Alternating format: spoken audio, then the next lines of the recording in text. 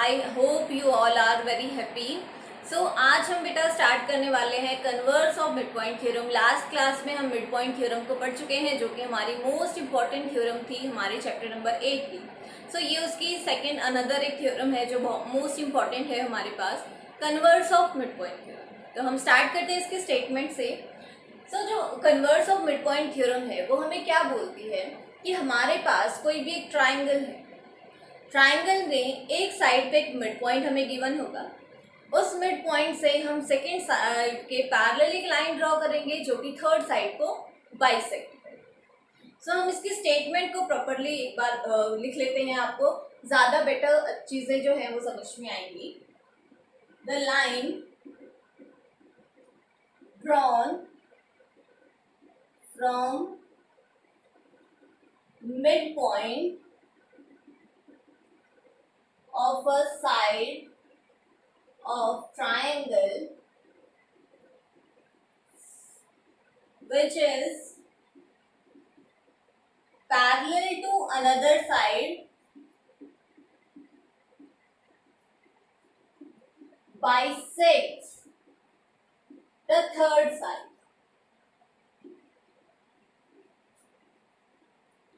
क्या कह रही है ये स्टेटमेंट हमें? हमारे पास कोई भी एक ट्राइंगल है, वी हैव अ ट्राइंगल, हमने मान लिया कि वो ए बी सी। स्टेटमेंट कहती है कि किसी एक साइड के मिड पॉइंट से कोई लाइन ड्रॉ करो। हमने मान लिया कि ए बी के ऊपर मिड पॉइंट है डी। इस डी पॉइंट से एक लाइन ड्रॉ करो जो बी सी के पैरेलल होगी। सो हमने एक लाइन ड्रॉ की ऐसे which is parallel to BC। We have to prove that the third side is bisected by that line। That means हमें ये प्रूव करना है कि AE और EC दोनों इक्वल हो। गिवन क्या है? AD is equal to BD because D is the midpoint of this side and DE is parallel to BC।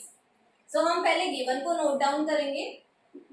Given is AD is equal to BD and DE is parallel to BC। To prove, क्या prove करना है हमें? We have to prove AE is equal to EC। AE is equal to EC। Construction की जरूरत अक्सर हमें पड़ती है, तो कंस्ट्रक्शन इसकी सेम वैसे ही होगी जैसे हमने मिड पॉइंट थ्योरम के टाइम पे की थी। सो हम करेंगे एक line draw which is parallel to AP और DE को जब हम प्रोड्यूस करेंगे आगे तो ये इसको F पॉइंट पे कट करेंगे। सो कंस्ट्रक्शन में हम मेंशन करेंगे, कंस्ट्रक्शन में हम क्या मेंशन करेंगे? Draw CF parallel to AP। CF जो लाइन है उसको हमने AP के जस्ट पैरेलल ड्रॉ किया, ठीक है। अब आप ध्यान से देखिए, इस लाइन को हमने इसके पैरेलल ड्रॉ किया। This is parallel to this by construction. ये लाइन इसके पैरेलल हमें गिवन है। अगर अपोजिट साइड पैरेलल हो तो क्या ये पैरेललोग्राम की प्रॉपर्टी है? Of course. अगर किसी भी क्वाड्रिलेटरल की अपोजिट साइड एक दूसरे के पैरेलल हो सो वो क्या बन जाता है? वो क्वाड्रिलेटरल कैसी होती है? पैरेलल। सो हम यहाँ पे मेंशन करेंगे प्रूफ में as BC is parallel to DF, BC is parallel to DF, this is given। आप लोगों को मेंशन करने की जरूरत नहीं है, मैंने सिर्फ इसलिए लिखा है ताकि आपको कंफ्यूजन ना हो कि ये चीजें कहाँ से आई।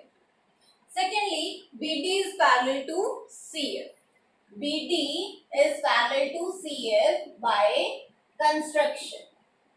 ऐसा हमने कंस्ट्रक्शन में माना है कि ये दोनों पैरेलल। अगर अपोजिट साइड्स पैरेलल हैं, this implies BDFC is a parallelogram। BDFC is a parallel। ठीक है यहाँ तक? अब देखिए, अगर ये पैरेललोग्राम है तो इसका मतलब इसकी अपोजिट साइड्स इक्वल होंगी। सो BD is equal to CF। This implies BD is equal to CF, opposite sides of parallelogram। ध्यान दीजिए, अगर AD हमें BD के इक्वल गिवन है और यहाँ हम कह रहे हैं कि BD जो है वो CF के इक्वल है, अगर मैं इस चीज को फर्स्ट इक्वेशन नाम दे दूं और इसको सेकंड दे दूं, तो हम क्या लिख सकते हैं, from first and second we have AD BD के इक्वल है, BD CF के इक्वल है, सो हम बोल सकते हैं कि AD और CF भी दोनों इक्वल होंगे, AD is equal to CF। अब जस्ट लाइक प्रीवियस थ्योरम हमें करना है इन दोनों ट्राइंगल्स को काउंट। स्टार्ट करते हैं। In triangle ADE and triangle CFE 3 चीजें चाहिए हमें। लाइंस एक दूसरे को क्रॉस कर रही है, vertically opposite angles are equal, so angle 1 is equal to angle 2, vertically opposite angles। आप लोग इसे कंप्लीट मेंशन करोगे, मेरी तरफ भी OA लिख के नहीं छोड़ोगे। नेक्स्ट, बाय कंस्ट्रक्शन हमने इन दोनों लाइन को पैरेलल लिया था, ये दोनों पैरेलल है, ये ट्रांसवर्सल है, so alternate interior angles are also equal, so angle 3 is equal to angle 4, alternate interior angles. Again आप AIA नहीं मेंशन करोगे, आप कंप्लीट लिखोगे अल्टरनेट इंटीरियर एंगल्स। ठीक है, 2 चीजें हो गई। थर्ड, जस्ट हमने प्रूव किया कि AD है वो CF के इक्वल है, AD is equal to CF, तो हम इसका यूज करेंगे यहाँ पे, AD is equal to CF, we proved above. 3 चीजें इक्वल है, दैट मीन्स दोनों ट्राइंगल कॉन्ग्रुएंट। रूल हम देख लेते हैं, एंगल और साइड बाहर है, सो AAS। Triangle ADE is congruent to triangle CFE by AAS rule. ठीक है, बाय AAS रूल। अगर दोनों ट्राइंगल्स कॉन्ग्रुएंट हैं, दैट मीन्स कि इनके कोरस्पॉन्डिंग पार्ट्स भी इक्वल होंगे, सो हम बोल सकते हैं कि AE जो साइड है वो CE के इक्वल हो, AE is equal to CE। और वही चीज हमें प्रूव करनी थी, AE is equal to EC। EC कहें या CE कहें एक ही बात है, so hence prove. I hope कि आपको ये जो छोटी सी हमारी थ्योरम है वो समझ में आई होगी। तो इसी के साथ हमारे मिड पॉइंट थ्योरम और converse of mid point theorem दोनों ही कंप्लीट हो चुकी हैं।